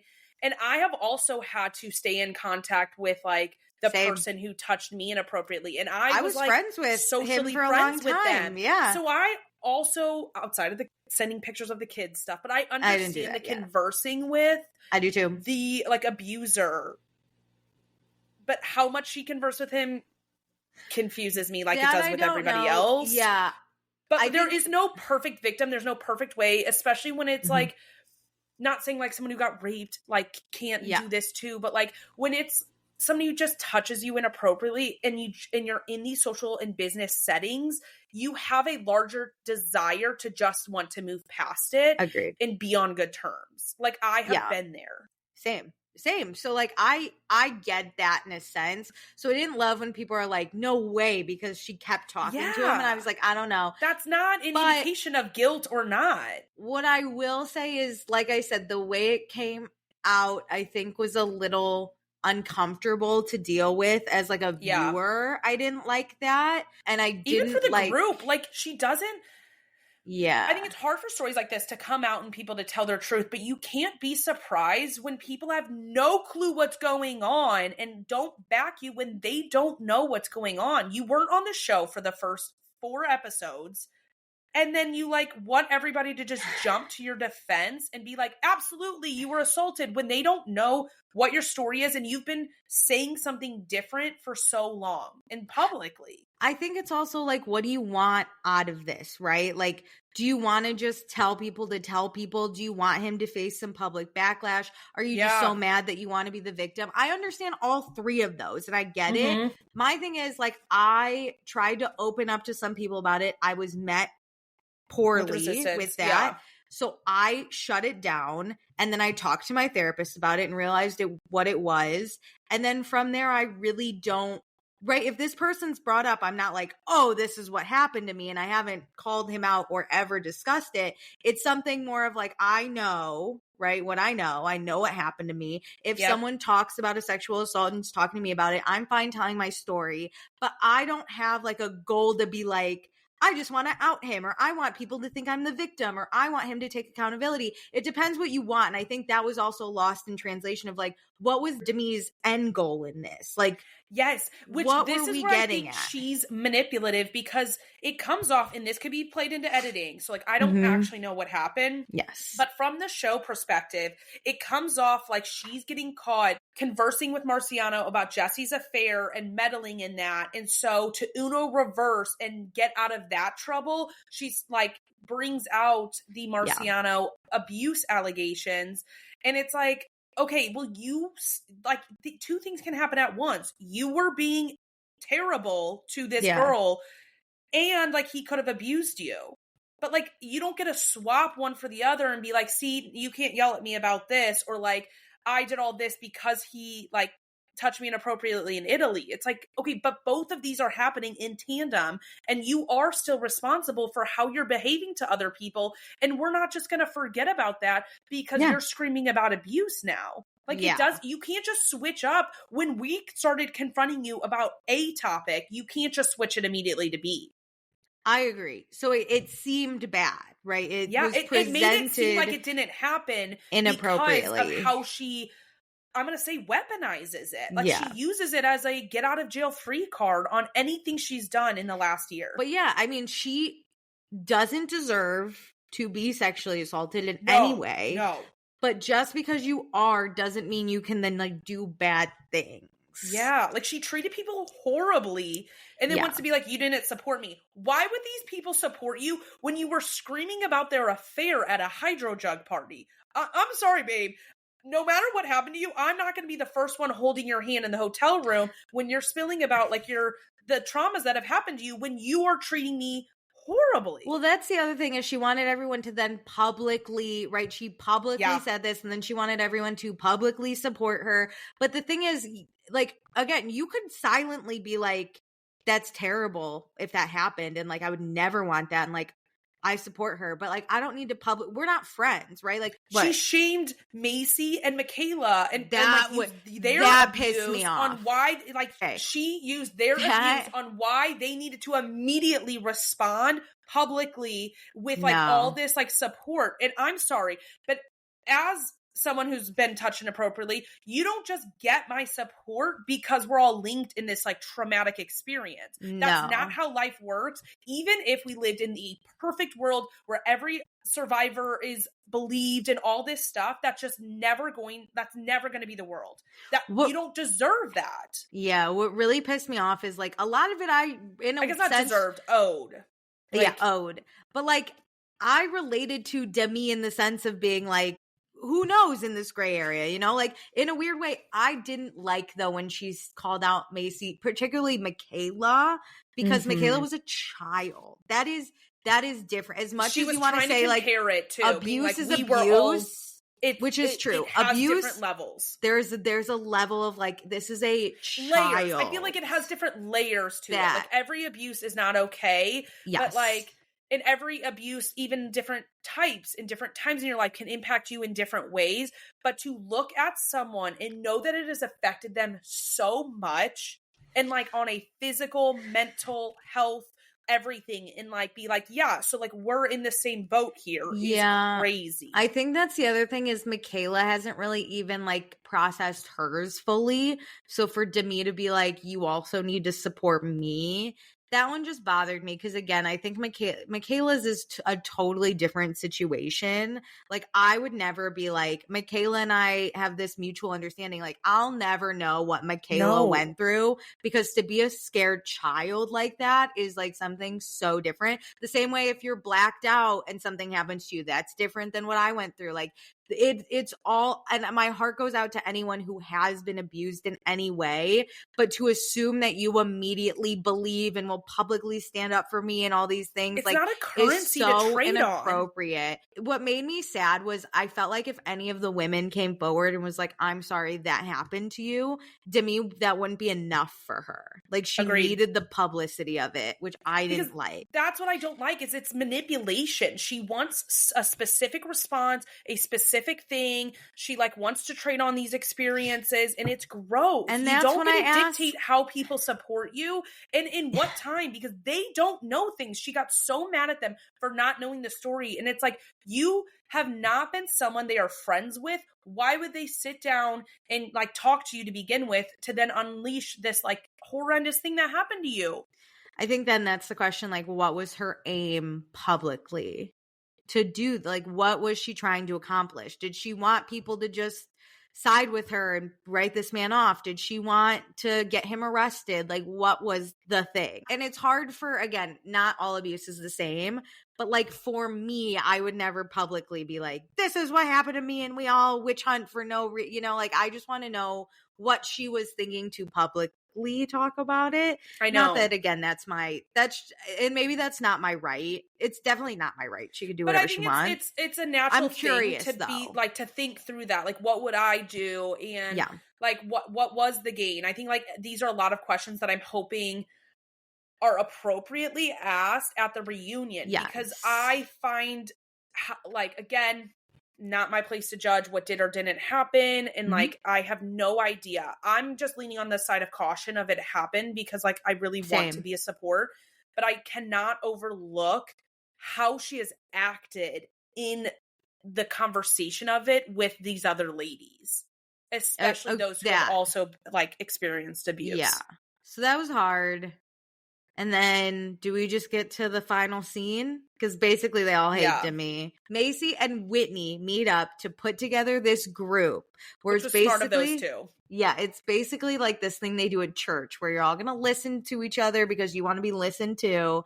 And so they're all going to share their thoughts with the group, and then they have a doll that they can then pass around and discuss things, but you can only talk if you have the doll. Wait, can I tell you something so funny? Yeah, I had to do this with my family once. We had to have a serious you conversation. All stand and present, and we then didn't stand, but every person got 5 minutes at the start of it, and then there could not be any crosstalk, and then we went we kept going in a circle, and you could talk back to other people when it was your turn, but you could not speak out to Hannah's turn, because we love to just interject. Yeah, like I feel like it would be cathartic to do this with people. I just don't have enough issues with people to do this, but I would love to do this if it ever got to a point of no return. I think this is cathartic. It's the best way to actually sort out conflict without it, like, erupting more, because one person talking at a time is key.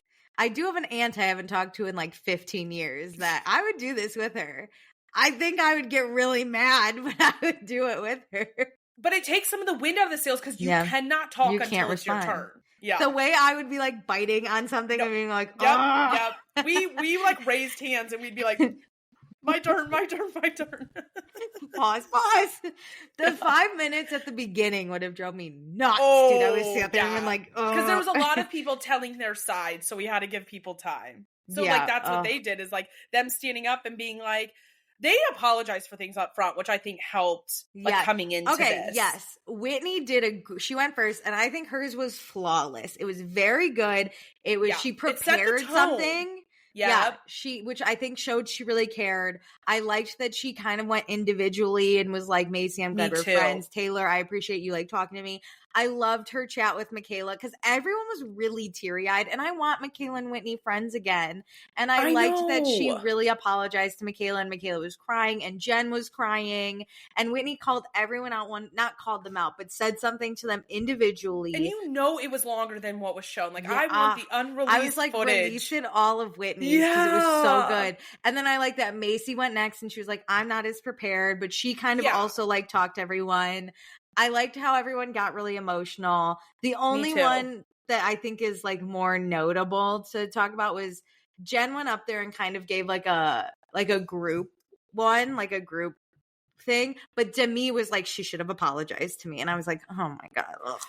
Which I'm like, your guys's is you're never gonna see eye to eye on this. No. Like, I don't think Jen believes you were assaulted, and unfortunately, you have to like kind of get over that if you want to continue to be in the group and wait for her to be like, oh, I fucked up, like 2020 vision, I now believe you. Like, the tension's too there because a lot of these people just think you were flirting with Marciano, you wanted it, and like that's their vision of it, and it's sometimes hard to get out of your initial take on it because I think Demi was flirty with him. That doesn't make any abuse or inappropriate touching okay, but they think it was a mutual thing, and until they think otherwise, like, it's going to be hard to get that out of their mind. You can't make people believe you is like the hardest part of life. So like, why do you want an apology from something that she doesn't believe? Yeah, I also don't totally remember Demi's, but I remember being like, it wasn't good enough. You know what I mean? I think, because a lot of people said this during the season, like, she really cares about her image and she will attack at all costs if you are jeopardizing that. And I don't think Demi sees how vicious and mean she is to people. Yeah.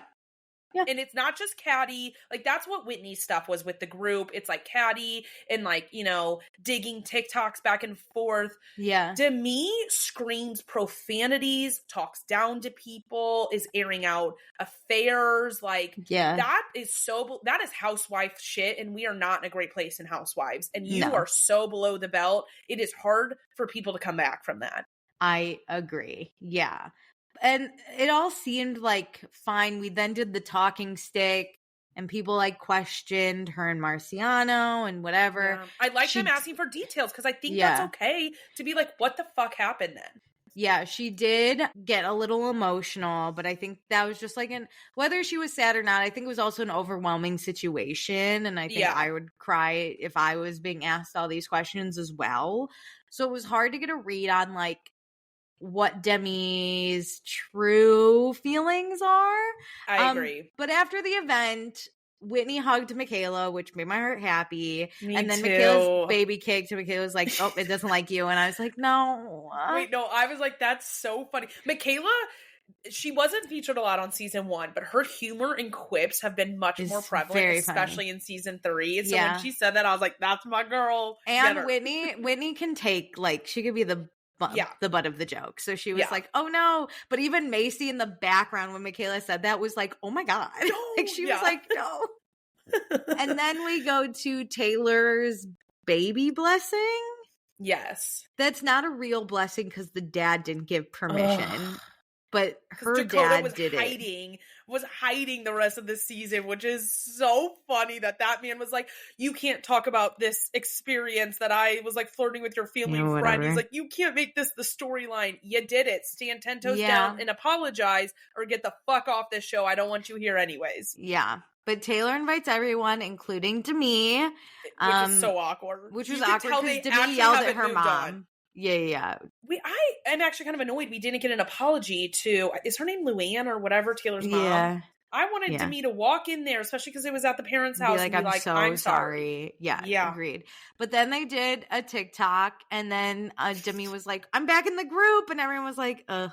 They were like, we haven't taken a vote. And I was like, wait, no, honestly, this is the one time I do want it to be so official. Like, let's string her along like Miranda got strung along. Yeah, really. But, yeah, and then that's how we ended it, I guess. I think top performers were Layla and Jace. And Whitney and Connor. Those were my favorites. 100%. Those are my people.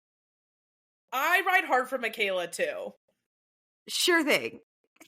This was just Jace over shit for me. Jace over shit. You're her. So right. Especially after discussing this. Was my favorite part of this episode. My poor man. I just need to know, the best though is the next season that they're filming currently. You know the producers are going to be like, so have you had sex? Yes. Like they're gonna have to. Jace in a chair. To know.